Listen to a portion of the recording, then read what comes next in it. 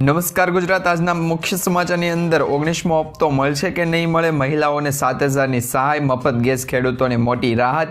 અમિત શાહ 3 દિવસના ગુજરાત પ્રવાસે, બેરોજગાર યુવાનોને 8,500 ચા પીવી મોંઘી, ખેડૂતોના નામ રદ થયા.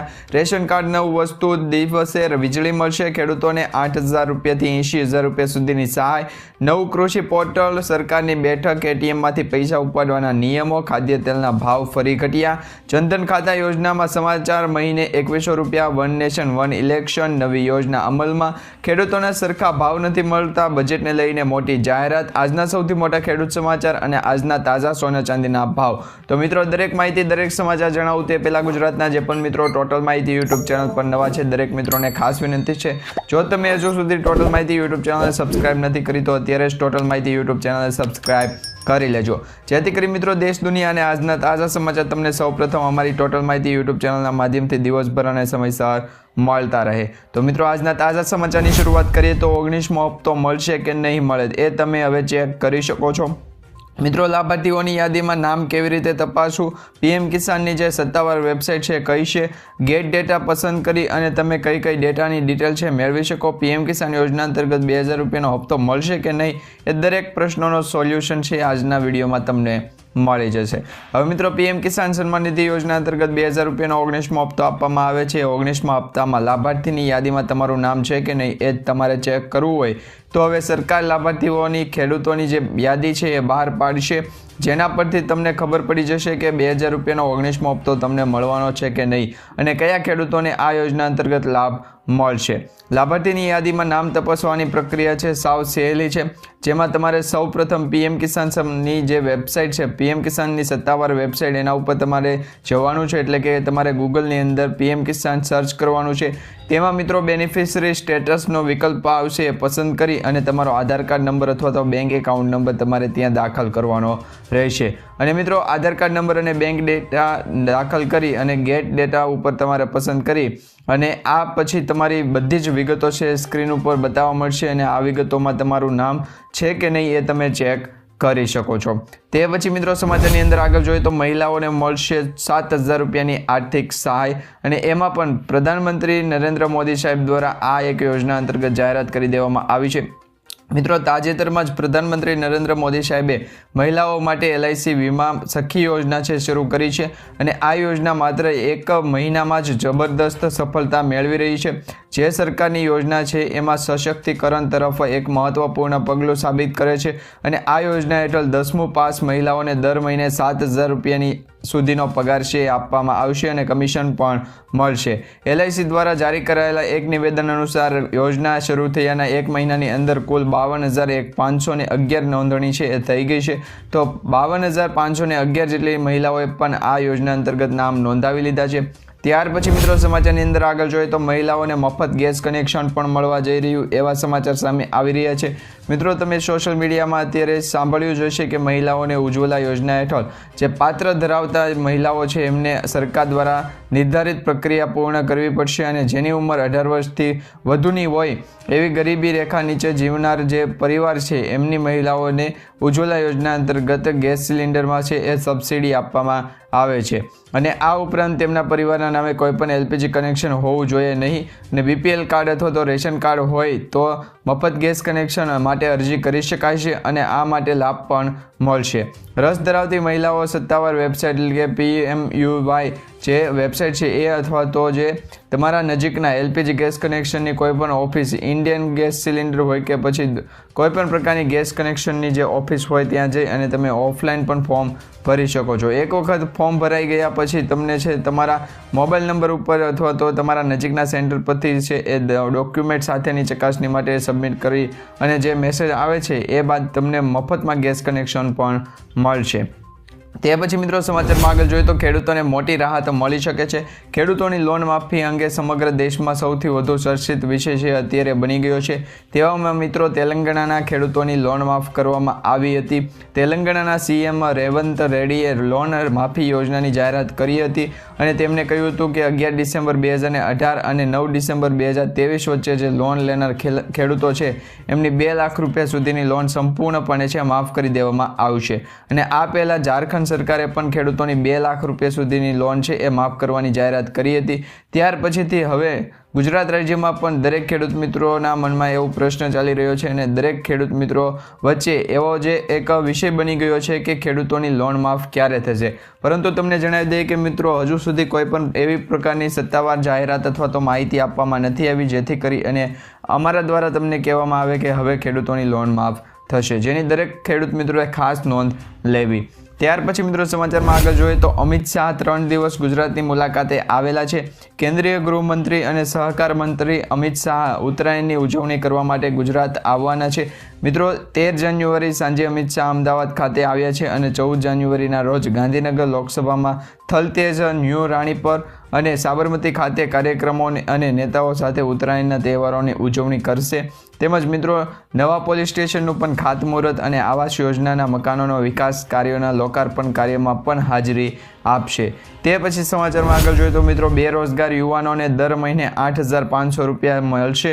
જેમાં મિત્રો કોંગ્રેસે દિલ્હી માટે પોતાની ત્રીજી ગેરંટી જાહેર કરી છે અને આ જાહેરાત યુવાનો માટે તેનું નામ યુવા ઉડાન યોજના છે રાખવામાં આવ્યું છે અને કોંગ્રેસે કહ્યું છે કે સરકાર બનશે તો બેરોજગાર યુવાનોને એન્ટરપ્રિનરશિપ તરીકે દર મહિને 8,500 રૂપિયા આપવામાં આવશે. અને કોંગ્રેસના નેતા સચિન પાયલોટે પણ કહ્યું છે કે જે લોકો શિક્ષિત છે પણ બેરોજગાર છે તેમને 1 વર્ષ માટે મદદ કરવામાં આવશે અને તેમને ઉદ્યોગોમાં મૂકવાનો પ્રયાસ કરવામાં આવશે, જેથી કરી બેરોજગાર યુવાનોને પણ રોજગારી મળી રહે.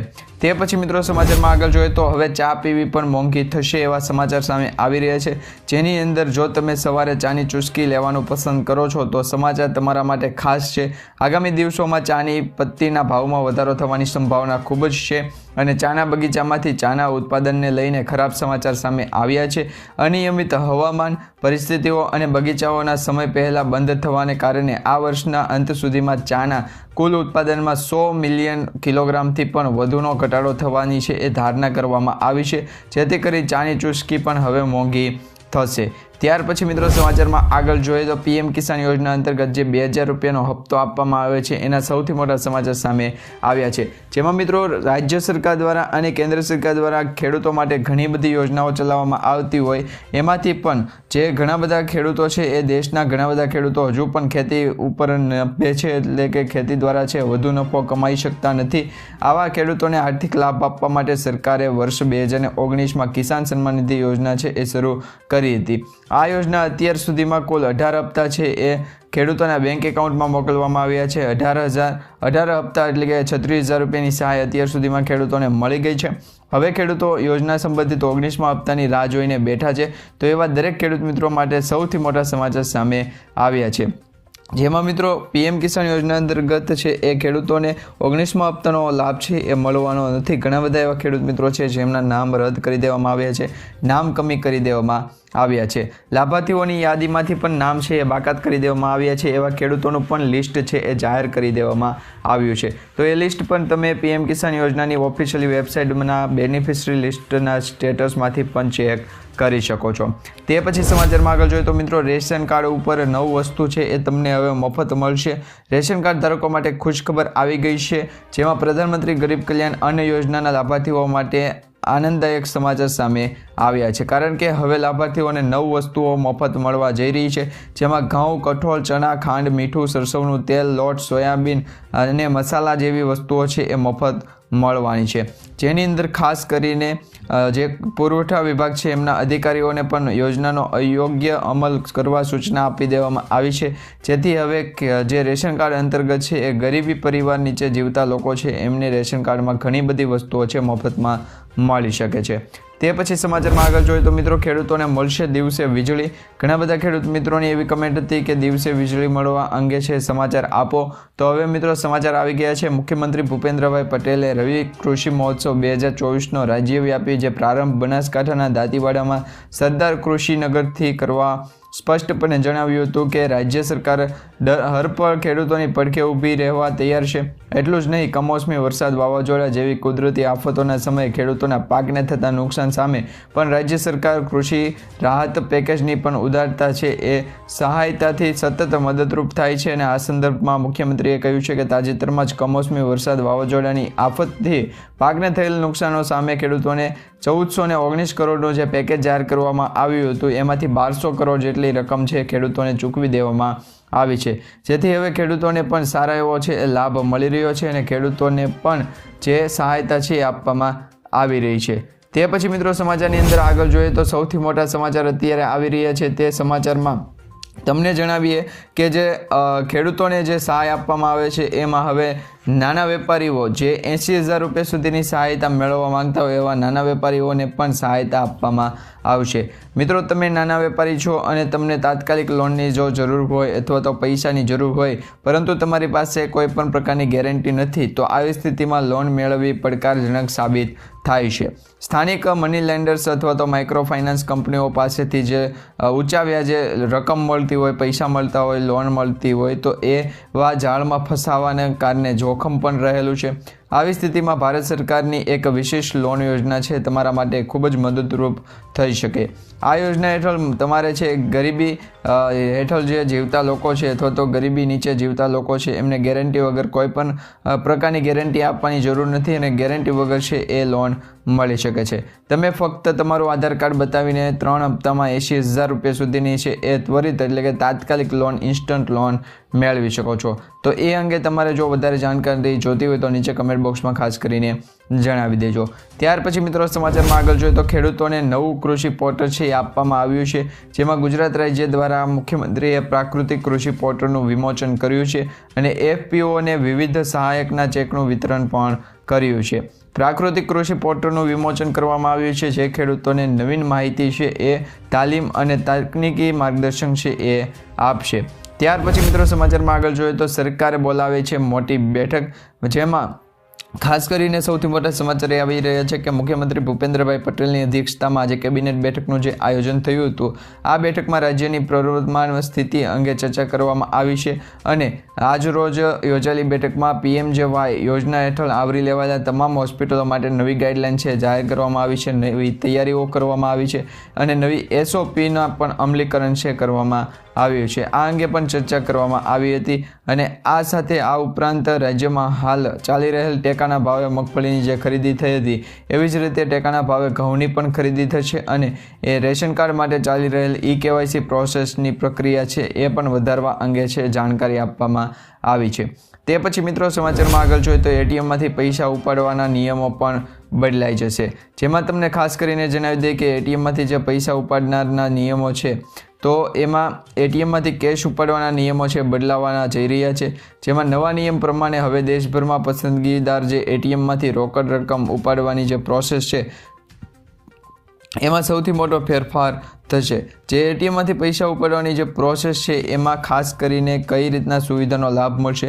જો તમે એટીએમમાંથી પૈસા ઉપાડો છો પરંતુ નિર્ધારિત સમયની અંદર તમારા બેંક એકાઉન્ટમાંથી જે પૈસા ઉપાડવાનો મેસેજ આવી જાય અને તમારા હાથમાં પૈસા નથી આવતા, એવા સમયે તમારે ખાસ ધ્યાન રાખવું પડશે. તો જે સૌથી મોટા અપડેટ સામે આવ્યા છે, જેની અંદર એટીએમમાંથી પૈસા ઉપાડવાને લઈને ઘણી વખત એવી પણ છેતરપિંડી થતી હોય કે તમારા બેંક એકાઉન્ટમાંથી પૈસા ઉપાડવાનો મેસેજ આવી ગયો હોય પરંતુ એટીએમમાંથી પૈસા નથી નીકળતા. તો આવા સમયે છે એક ઓટીપી આધારિત પ્રોસેસ કરવામાં આવશે અને જે ઓટીપી મોકલવામાં આવે છે એ ઓટીપી પણ તમને છે થોડા સમય લેટ મોકલવામાં આવશે, એટલે કે મોડો ઓટીપી છે આપવામાં આવશે, જેથી કરી જે છેતરપિંડી અથવા તો પૈસા જે સ્કેમ થતો હોય એ અટકાવી શકાય.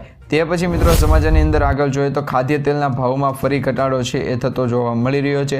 મલેશિયા એક્સચેન્જમાં સતત ઘટાડો થતાં બુધવારે દેશના મુખ્ય બજારોમાં તમામ તેલ અને તેલીબિયાના જે ભાવ છે એમાં ઘટાડો થયો છે અને આ સમયગાળા દરમિયાન જે ભાવ ઘટાડો થયો છે તેલની કિંમતો એટલે કે જે ખાદ્ય તેલની કિંમતોમાં જે ઘટાડો થયો છે એ ખાદ્ય તેલની કિંમતમાં હવે જે બજાર ભાવ છે એમાં સરસવ, મગફળી, જે સોયાબીન તેલ, તેલીબિયા છે એમાં ક્રૂડ પામ ઓઇલ અને પામોલિયન અને કપાસિયાના જે તેલ છે એના ભાવમાં ઘટાડો થતો જોવા મળી રહ્યો છે. તે પછી મિત્રો સમાચારની અંદર આગળ જોઈએ તો જનધન યોજનામાં મોટા સમાચાર સામે આવ્યા છે, જેમાં દેશમાં પ્રધાનમંત્રી જનધન યોજના હેઠળ જે કુલ 54.5 એટલે કે 54.5 કરોડ જેટલા ખાતા ખોલવામાં આવ્યા છે અને આમાંથી 11.30 કરોડ એવા ખાતા છે જે બંધ છે, અત્યારે નિષ્ક્રિય થઈ ગયા છે.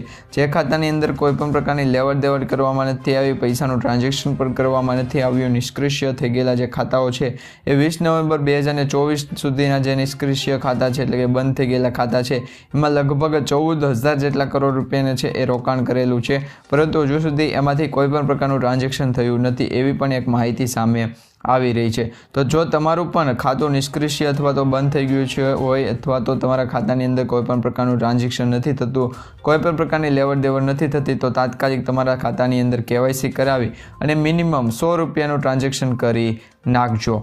ત્યાર પછી મિત્રો સમાચારની અંદર આગળ જોઈએ તો દર મહિને મહિલાઓને 2100 રૂપિયાની સહાય છે એ આપવામાં આવશે, એ અંગે સૌથી મોટા સમાચાર સામે આવી રહ્યા છે. મિત્રો કેજરીવાલે ગુરુવારે સવારે દિલ્હી કેબિનેટની જે બેઠક છે એમાં મહિલા સન્માન યોજના હેઠળની જે જાહેરાત છે એ કરવામાં આવી છે, જેમાં આ યોજના હેઠળ સરકાર દ્વારા માત્ર જે એવી મહિલાઓ હોય જે પાત્રતા ધરાવતી હોય એવી મહિલાઓના ખાતામાં દર મહિને છે 1000 રૂપિયા જે આપવામાં આવતા હતા એ 1000 રૂપિયાની જગ્યાએ હવે 2100 રૂપિયાની સહાય છે આપવામાં આવશે. તો જ્યારે પણ દિલ્હી સરકાર જીતશે એટલે કે દિલ્હી સરકારની જે ચૂંટણી છે એમાં અરવિંદ કેજરીવાલની આમ આદમી પાર્ટી જો ચૂંટણી જીતે છે તો એ દર મહિને મહિલાઓના ખાતામાં છે 2100 રૂપિયાની સહાય છે એ મોકલી આપશે, એવી પણ એક વચન આપવામાં આવ્યું છે જેની દરેક લોકો છે એ જાણી શકે. ત્યાર પછી સમાચારમાં આગળ જોઈએ તો મિત્રો વન નેશન વન ઇલેક્શન મંજૂરી છે એ બિલને મળી ગઈ છે. તો one nation one election bill શું છે એ પણ તમને જણાવી દઈએ. મિત્રો કેબિનેટની બેઠકમાં સરકાર દ્વારા વન નેશન વન ઇલેક્શનના બિલને મંજૂરી મળી છે. સૂત્રોનું કહેવું છે કે હવે સરકાર આ બિલને ગૃહમાં રજૂ કરી શકે છે અને આગામી સપ્તાહમાં શિયાળુ સત્ર જે શરૂ થવાનું છે એ શિયાળુ સત્રમાં પણ આ one nation one election bill છે એને મંજૂરી આપવામાં આવી શકે તેવી શક્યતાઓ છે. અને આ પહેલાં રામનાથ કોવિંદની જે સમિતિ હતી એમાં વન નેશન વન ઇલેક્શન સંબંધિત પોતાના રિપોર્ટ છે સરકારને આપવામાં આવ્યો હતો.